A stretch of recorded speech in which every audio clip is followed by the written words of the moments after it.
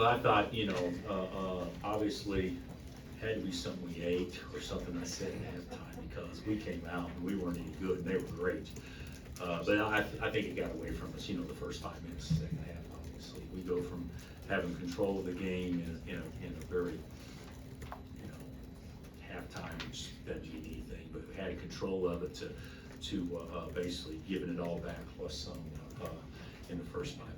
And that was the difference. And then after that, I don't think that we didn't show much maturity, which we're really young, but we didn't show much maturity and poise when they made their big run. What can you do when you have a young and new team like that to try to halt the momentum? Well, I called 3 timeouts there pretty fast, and that wasn't really effective. The big thing is, I thought we had some possessions offensively where we thought there were maybe some 8 or 10 point plays that were available on that particular possession, as opposed to just winning one possession at a time, understanding it's a long game.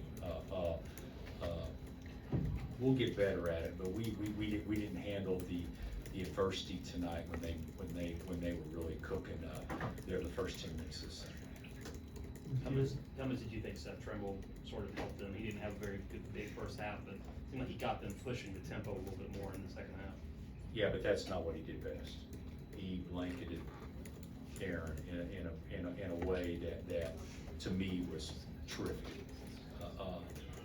Caleb was the best player probably in the game, but you could make a strong case for Henry and for Seth too, from my vantage point, without watching the tape, because the way that he guarded Darren and playing on top of him and everything, even though Darren got off 14 shots, that was a situation that he probably needed to get off 20 or 22, for us to have a realistic shot in here tonight if he was being effective. And Darren played fine offensively, but I think Seth really did a good job. And transition, nobody's better. You guys see that every time they play, that if he can get ahead of the field, there's nobody catching him from behind. Unlike last year's game in Lawrence, Coach Williams was able to be here tonight. Larry Brown was here tonight. Obviously the history's there, but just how special was it for your team and for you to come and visit Chapel Hill? Well, it was more special at halftime than it is now. I thought it was great. I've never been here. I've never been here. When I walked into the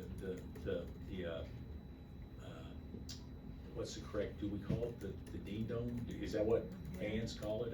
When I walked in here, Dean Smith Center, it just had the feel of class. It does. And I actually think that we have that same feel when you guys came to our place last year. I've said this, and even though I'm disappointed we lost, obviously, but we weren't going to run the table. We need to learn from it. And it'll happen to Carolina too. It happens to everybody. We all got to figure it out and try to get better from it. But, Carolina's not Carolina without Kansas. And Kansas isn't Kansas without Carolina. And there's no way that you can look at it and feel any different based on the intertwined history of both programs. So I didn't see Coach Williams, but I definitely saw, my mentor, Coach Brown, before the game, so I was able to say hello to him. But it's special to do this. My personal opinion, and I know an athletic director is in the background back here, but I think this is a series that if you're going to play a big time series, I can't beat Kansas here. I think it's a good game for us. I can't imagine it not being a good game for you.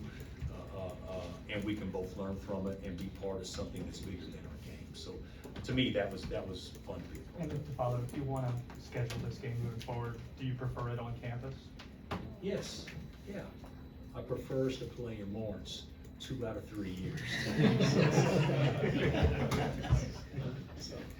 Do you have a sense at this early stage of the season, like how well this team will respond to this adversity and how they'll handle it? First of all, guys, it is adversity. When you talk about the game, it's not adversity in the course of the season. Things happen all the time. how many teams are gonna come in here and beat Carolina on their home court when they get cooking like that in the second half? Not too many, but it teaches us that there's a lot of things we gotta do to be better in those moments and be tougher and harder and more sound, which we obviously weren't, and that's on me. But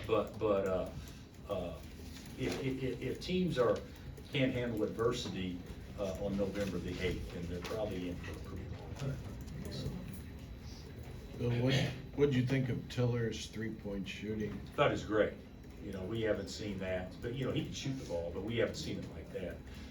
The thing about it is when bigs shoot the ball that well, the tendency is for them to become guards, and we need them to be bigs too.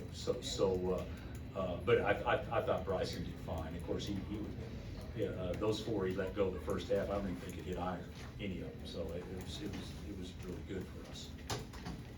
Anything else?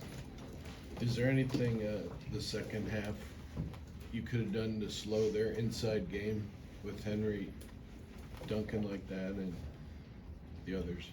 We probably should have fouled more.